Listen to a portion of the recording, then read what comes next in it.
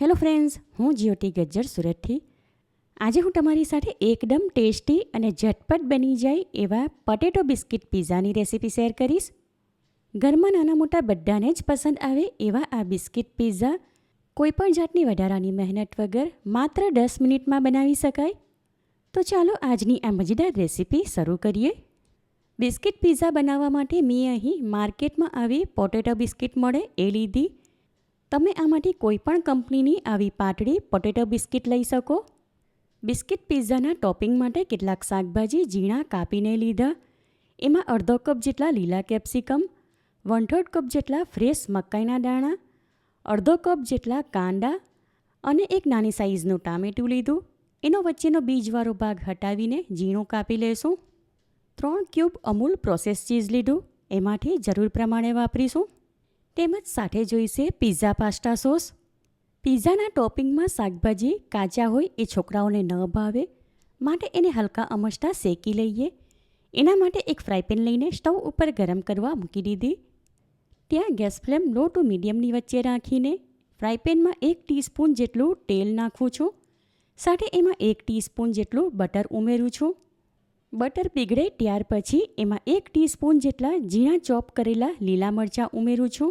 આમાં લીલા મરચાં તમે તમારા ટેસ્ટ પ્રમાણે પ્લસ માઇનસ કરી શકો, અથવા નાના છોકરાઓ માટે બનાવો તો લીલા મરચાં હટાવી દેવા. લીલા મરચાં થોડી સેકન્ડ માટે સાંતળી લીધા. હવે એમાં કાંદા, કેપ્સિકમ અને મકાઈના દાણા ઉમેરીને બધું સારી રીતે મિક્સ કરી લઈએ. મીડિયમ ફ્લેમ રાખીને શાકભાજી થોડીવાર માટે સાંતળી લીધા. હવે આમાં સ્વાદ પ્રમાણે 1/2 ટીસ્પૂન જેટલું મીઠું, 1/2 ટીસ્પૂન જેટલો કાળા મરીનો પાવડર અને અડધી ટીસ્પૂન જેટલા રેડ ચીલી ફ્લેક્સ ઉમેરીને મિક્સ કરી લઈએ. સાથે આમાં અડધી ટીસ્પૂન પિઝા સિઝનિંગ ઉમેરું છું. તમે એના બદલે ઓરેગાનો લઈ શકો. શાકભાજી શેકાઈ ગયા એટલે એનો કલર બદલાઈ ગયો, માટે હવે ગેસ ફ્લેમ ઓફ કરી એમાં ઝીણું કાપેલું ટામેટું, 1 ટેબલસ્પૂન જેટલી ઝીણી કાપેલી કોથમીર, 1 ટેબલસ્પૂન જેટલો પાસ્તા પિઝા સોસ, 1 ટેબલસ્પૂન જેટલો ટોમેટો કેચઅપ અને 1 ટેબલસ્પૂન જેટલું માયોનીઝ ઉમેરીને શાકભાજી સાથે બધું સારી રીતે મિક્સ કરી લઈએ. આમાં ટોમેટો કેચઅપ મને ઓછો લાગે છે, માટે બીજો 1 ટેબલસ્પૂન જેટલો ઉમેરું છું. ત્યાર પછી આ ફિલિંગ ફ્રાયપેનમાંથી એક વાસણમાં કાઢી લઉં છું. બિસ્કિટ પિઝા માટે ટોપિંગ તૈયાર છે. હવે બિસ્કિટ પિઝા બનાવીએ.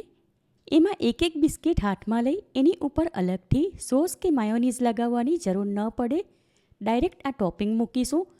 કારણ કે ટોપિંગમાં સોસ, માયોનીઝ અને ટોમેટો કેચઅપ બધું જ ઉમેરી દીધું છે. દરેક બિસ્કિટની ઉપર 1 થી 2 ટીસ્પૂન જેટલું આ ટોપિંગ મૂકીશું. ત્યાર પછી એની ઉપર પ્રોસેસ ચીઝ ખમણીને નાખીશું. હવે છેલ્લે આ દરેક બિસ્કિટ પિઝાની ઉપર રેડ ચીલી ફ્લેક્સ અને પિઝા સિઝનિંગ સ્પ્રિંકલ કરીશું. ઉપરથી થોડી ઝીણી કાપેલી કોથમીર નાખીને પોટેટો બિસ્કિટ પિઝા સર્વ કરીશું. Super tasty potato biscuit pizza તૈયાર છે. જોઈને તરત જ ખાવાનું મન થઈ જાય એવો આ નાસ્તો એટલો ટેસ્ટી છે કે ગેરંટી સાથે કહું, તમે એકવાર બનાવશો તો ઘરમાં નાના મોટા બધા જ વખાણ કરીને ખાશે.